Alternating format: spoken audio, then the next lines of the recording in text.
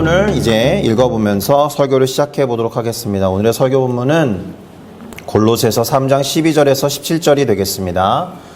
사도 바울이 골로새라는 곳에 있던 교회와 성도들에게 보낸 편지죠.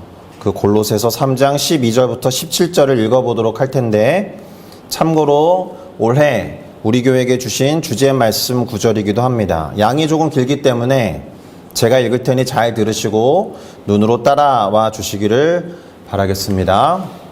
그러므로 너희는 하나님이 택하사 거룩하고 사랑받는 자처럼 긍휼과 자비와 겸손과 온유와 오래 참음을 옷 입고, 주가 누구에게 불만이 있거든 서로 용납하여 피차 용서하되 주께서 너희를 용서하신 것 같이 너희도 그리하고, 이 모든 것 위에 사랑을 더하라. 이는 온전하게 매는 띠니라. 그리스도의 평강이 너희 마음을 주장하게 하라. 너희는 평강을 위하여 한 몸으로 부르심을 받았나니 너희는 또한 감사하는 자가 되라. 그리스도의 말씀이 너희 속에 풍성히 거하여 모든 지혜로 피차 가르치며 권면하고 시와 찬송과 신령한 노래를 부르며 감사하는 마음으로 하나님을 찬양하고, 또 무엇을 하든지 말에나 일에나 다 주 예수의 이름으로 하고 그를 힘입어 하나님 아버지께 감사하라. 아멘. 자, 저는 방금 읽은 골로새서 3장 12절에서 17절 말씀을 가지고 6가지의 핵심 가치들이라는 제목으로 말씀을 전하고자 합니다. 자, 우선 설교 제목과 관련해서, 그리고 우리가 읽었던 설교 본문과 관련해서 6가지의 중요한 가치와 덕목이 나와 있었음을 기억하실 필요가 있습니다. 어떻게 기록되어 있었는지 확인을 해드릴 텐데요. 골로새서 3장 12절을 보시면 이렇게 되어 있었습니다. 그러므로 너희는 하나님이 택하사 거룩하고 사랑받는 자처럼 긍휼과 자비와 겸손과 온유와 오래 참음을 옷 입고, 이렇게 기록하고 있죠. 노란색 글씨로 구분해 놓은 긍휼, 자비, 겸손, 온유, 오래 참음, 이렇게 했더니 5개잖아요. 카운트를 잘못한 게 아닙니다.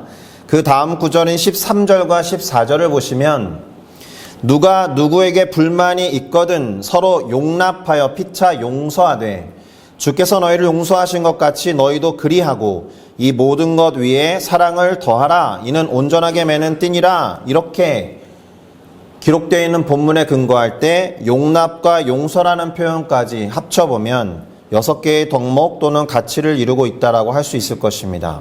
그런데 지금 읽어보셨듯이 이 6개의 가치들에다가 사랑을 더하라 라고 하셨죠. 그 6개를 온전하게 매는 띠의 역할을 하는 것이 사랑이다 라고 말하면서요. 그러니까 이것을 요약해보면 긍휼, 자비, 겸손, 온유, 오래 참음, 용납과 용서가 사랑을 근간으로 하여 하나로 연합된 삶을 살라라고 말하는 본문이다. 이렇게 말씀드릴 수 있겠습니다. 그리고 이후의 구절에 더 나와 있는데요. 이 6가지 가치에다가 그것을 하나로 메워주는 사랑 이후에 나머지 구절이 말하는 지침 같은 것이 있습니다. 그것은 그리스도의 평강이 너희 마음을 주장하게 하라는 것, 하나. 감사하는 자가 되라는 것, 2. 그리스도의 말씀이 너희 속에 풍성히 거하게 하라는 것, 3. 모든 지혜로 서로 가르치며 권면하라는 것, 4. 시와 찬송과 신령한 노래를 부르라는 것, 5. 감사하는 마음으로 하나님을 찬양하라는 것, 6. 모든 일을 예수의 이름으로 하라는 것, 7. 마지막으로 예수를 힘입어 하나님 아버지께 감사하라는 것, 이렇게 8가지의 지침을 주고 있습니다. 6가지 핵심 가치에다가 사랑을 더해서 꽁꽁 동여맨 다음에 8가지를 행해봐라, 이렇게 권면하는 것이 오늘 설교 본문이 되겠습니다. 자, 그런데 대단히 특별한 단어를 사용하고 있음에 주목해야 합니다. 그것은 무엇이냐 하면 옷을 입고 띠를 메고라는 표현을 썼다라는 거예요. 그러니까 마치 어떤 옷을 입고 그것이 풀리지 않도록 튼튼하게 동여매라는 뜻을 전하고 있다라는 겁니다. 옷 입는 것을 비유로 한다는 점이 특별해 보인다라는 말씀을 드리는 겁니다. 자, 그럼 어떻습니까? 옷에 대해서 어떤 생각을 해볼 수 있을까요? 우선 우리는 옷을 어떻게 입었느냐에 따라서 행동이 달라지기도 합니다. 그렇죠? 예를 들어서 흰 옷을 입었을 때는 음식을 먹을 때 대단히 조심해야 하는 거죠. 흰 옷을 입고 마라를 먹을 때 대단히 조심해야 합니다. 또 누군가의 옷을 빌려 입었다라면 아마도 더 많이 조심해야 할 것입니다. 그 흔한 연예인들도 협찬을 받아서 입는 옷이 혹시라도 잘못되면 변상을 해줘야 되는 경우가 왕왕 있으니까요. 또 양복이나 정장을 하고서는 등산을 하지 않죠. 아주 급한 경우에 그럴 만한 사정이 있을 때를 제외하고요. 자전거를 타지도 않습니다.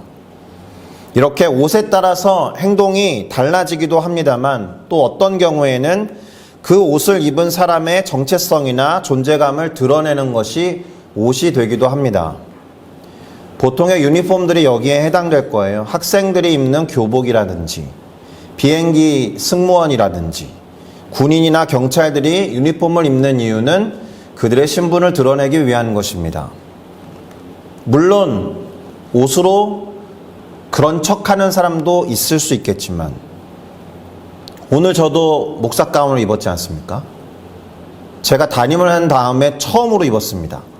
이렇게 옷을 거치면 아무래도 행동을 조금 더 조심하게 되는 것 같습니다. 일단 무거워요. 또 어떻습니까? 어떤 특정 역할이나 활동을 잘 수행하기 위해서 옷에 변화를 가하기도 합니다. 자전거를 탈 때 밀착된 옷을 입는 것도 마찬가지고요. 수영복도 마찬가지고 육상이나 또 우주에 나가는 우주인들의 옷은 매우 특별하게 만들어질 수밖에 없습니다. 이렇게 옷이라는 것은 어떤 사람의 신분이나 정체성 또는 행하는 일에 따라서 그 기능이 달라질 수 있다라는 거예요. 그런데 그것이 첫 번째 옷의 기능은 아니겠죠. 옷은 그야말로 몸을 보호하기 위해 착용하는 것이었습니다. 그러니까 오늘 본문이 말하는 6가지 가치의 옷을 입으라고 하는 것은 우리들을 보호하기 위한 일일 수 있겠다라는 거예요. 우리에게 새롭게 주어진 변화된 정체성을 보호하는 의미가 있다. 그러한 가치에 합당하게 삶을 살아갈 때 그 6가지 가치들에 충실할 때 우리의 정체성이 공격을 받지 않고 우리의 정체성이 유지되고 보존될 뿐 아니라 발전할 수 있다라는 뜻이 되는 겁니다.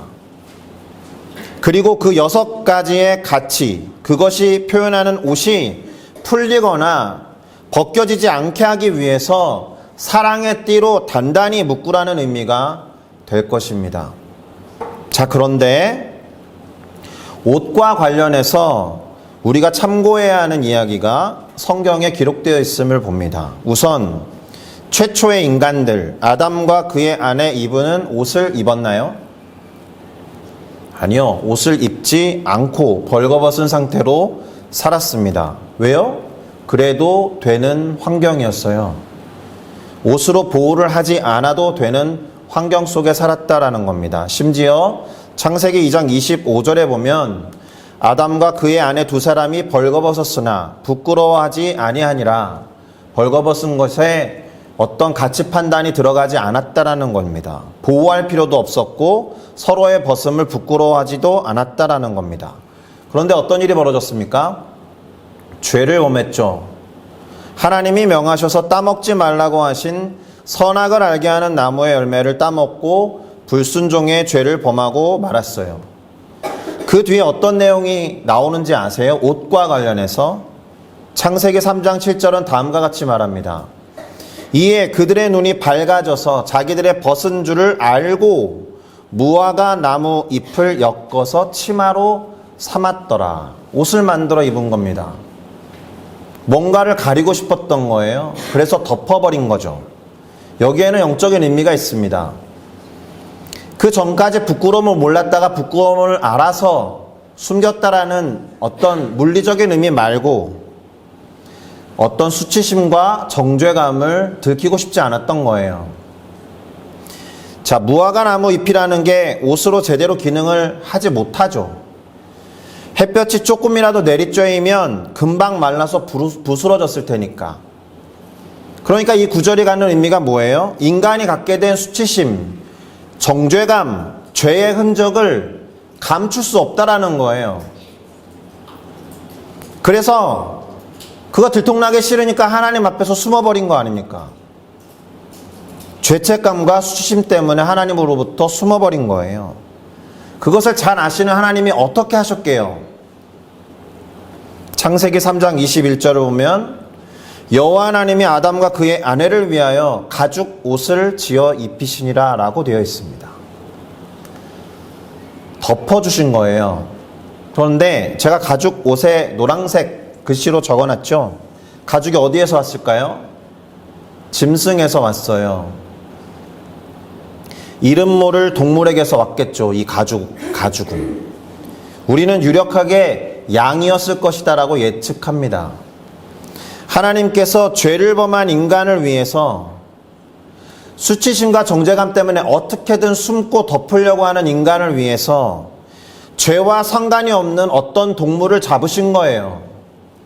그리고 그 동물의 가죽을 뜯어다가 옷을 해 입혀 덮어주셨다라는 겁니다.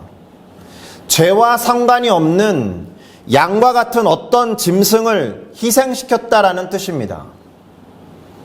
가죽을 벗기고 가죽이 없는 상태에서 생명을 유지하는 동물은 없거든요.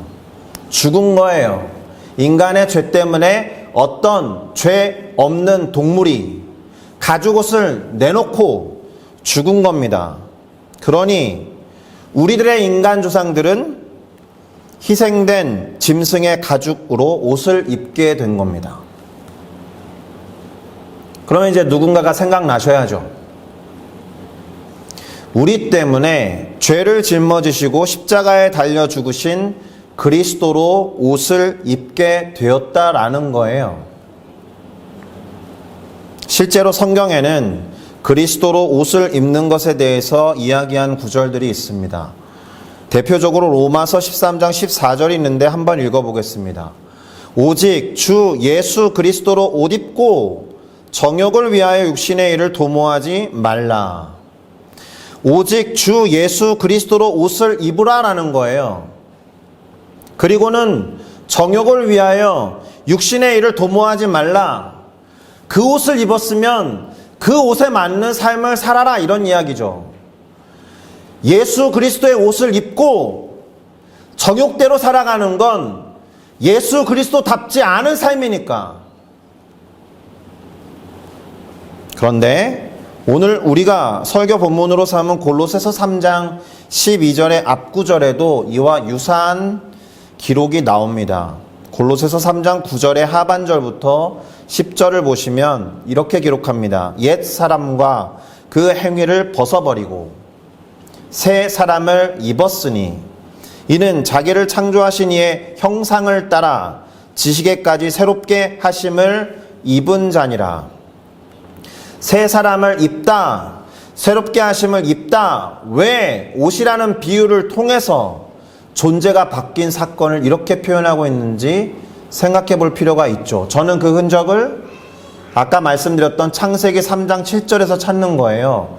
하나님께서 죄와 상관없는 어떤 동물을 희생제물로 삼아서 가죽을 벗기고 인간의 수치와 정죄감을 덮어주신 것처럼 죄 없이 이 땅에 오신 예수 그리스도를 죽게 하시고 그분의 보혈을 우리 안에 덮으심으로 새롭게 하셨다라는 것과 아주 잘 맥이 닿아 있는 구절이다라는 겁니다. 옛사람과 그 행위를 벗으라. 그러니 궁금해지지 않습니까? 옛사람과 그 행위가 무엇이었을까? 그래서 그 앞구절도 읽어보는 게 좋겠다라는 생각이 듭니다. 제가 늘 말씀드리죠. 성경 한 구절을 보고 그냥 해석하지 마시라고. 앞구절, 전후구절, 전장, 후장 다 보시라고. 그래서 골로새서 3장 8절부터 9절의 상반절도 같이 보도록 하겠습니다. 이제는 너희가 이 모든 것을 벗어버려라. 이미 입고 있었던 뭔가를 벗어버려라. 분함과 노여움과 악의와 비방과 너희 입에 부끄러운 말이라. 너희가 서로 거짓말을 하지 말라. 여기에도 아주 절묘하게 6가지 악덕이 기록되어 있어요. 분함, 노여움, 악의, 비방, 부끄러운 말, 거짓말. 그러니까 오늘 설교 본문의 전 구절들과의 관계에 근거해서 본문을 요약해보면 이렇게 되겠죠. 6개의 옛날 옷을 벗어버리고 6개의 새로운 가치로 옷을 입으며 사랑으로 띠를 매라. 6개의 옛날 옷은 분함, 노여움, 악의, 비방, 부끄러운 말, 거짓말의 옷을 벗어버리고 6개의 새로운 가치, 긍휼, 자비, 겸손, 온유, 오래 참음, 용납과 용서 등의 옷을 입고 사랑의 띠로 동여매서 옷이 풀려지거나 벗겨지지 않게 하라는 말씀이 되겠습니다. 할렐루야. 이상이 골로새서 3장 12절부터 17절의 내용이고요. 이것이 올해 우리 교회의 주제 말씀이라고 했습니다. 그러면 이것이 우리랑 어떤 관련이 있는지 살펴봐야겠죠. 자, 올해 2024년 우리 교회는 말씀 안에서 사랑과 섬김으로 하나 되어 열매 맺는 교회라는 주제로 나아간다라고 했습니다. 여기에도 6가지의 핵심 가치들이 포함되어 있어요. 말씀, 사랑, 섬김, 하나됨, 열매, 교회. 그리고 이 각각의 가치에 대해서는 지난 2주 전 주보에 긴 글을 실어놨습니다. 그러니 홈페이지나 교회 인스타그램을 확인하시면 되겠습니다. 다만 앞으로 우리 예배는 이 6 가치에 따라서 방향을 정하고 그에 따른 메시지를 접하게 될 것입니다. 어떻게요? 이렇게요. 1월과 2월은 말씀에 초점을 둘 것이고요. 3월과 4월에는 사랑에, 5월과 6월에는 섬김에, 7월과 8월에는 하나됨에, 9월과 10월에는 열매에, 11월과 12월은 교회와 공동체에 대해서 다루게 될 겁니다. 그리고 조금 더 구체적인 적용과 실천이 되게 하고자 2달에 한 번씩 이 가치와 주제에 맞는 활동이나 행사를 하려고 합니다. 예를 들면 말씀과 관련해서는 성경 암송대회나 성경 퀴즈 대회를 할 수도 있겠고 성경학교를 열어서 진행할 수도 있을 것입니다. 사랑과 관련해서는 우리 안에서는 천사게임도 할 수 있고 편지를 쓰거나 바자회를 통해서 다른 이웃들을 섬길 수도 있을 것입니다. 섬김과 관련해서는 실제로 봉사활동을 하기 위해 어딘가를 방문하거나 선교지를 방문하거나 주변 선교지에 전달할 장학금을 모금한다거나 하는 활동들로 적용해 볼 수 있을 겁니다. 다 안다라는 것은 아니지만 어떤 것이 가장 적절한 적용이 될 것인지 우리 재직 여러분들과 상의한 다음에 2달에 한 번씩의 활동들은 반드시 해 나갈 생각입니다. 하나됨을 위해서는 수련회나 야외 예배나 야유회나 리트릿 같은 것을 진행할 수도 있을 테고요. 열매와 관련해서는 간증 대회를 한다거나 감사 대잔치, 그리고 기존에 행하던 달란트 시장도 해볼 수 있을 것입니다. 마지막 교회와 공동체와 관련해서는 새가족 초청의 날이라든가 교회를 한번 대청소합시다, 새롭게 데코레이션도 해봅시다, 이런 시도들을 해볼 수 있을 겁니다. 이렇게 주제와 관련된 활동을 시도하면서 핵심 가치들을 기억하고 그대로 살아가는 2024년이 되면 좋겠습니다. 아멘. 자, 그러니 다시 한번 되새기는 의미에서 또 다짐과 결단을 담아서 올해 우리 교회의 주제를 같이 한번 읽어보도록 하겠습니다. 시작. 말씀 안에서 사랑과 섬김으로 하나 되어 열매 맺는 교회. 아멘.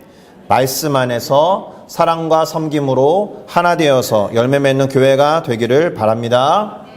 마지막으로 한 가지만 더 말씀드리고 설교를 마치겠습니다. 그것은 교회를 그저 다니지만 말고 교회가 되어 달라라는 말입니다.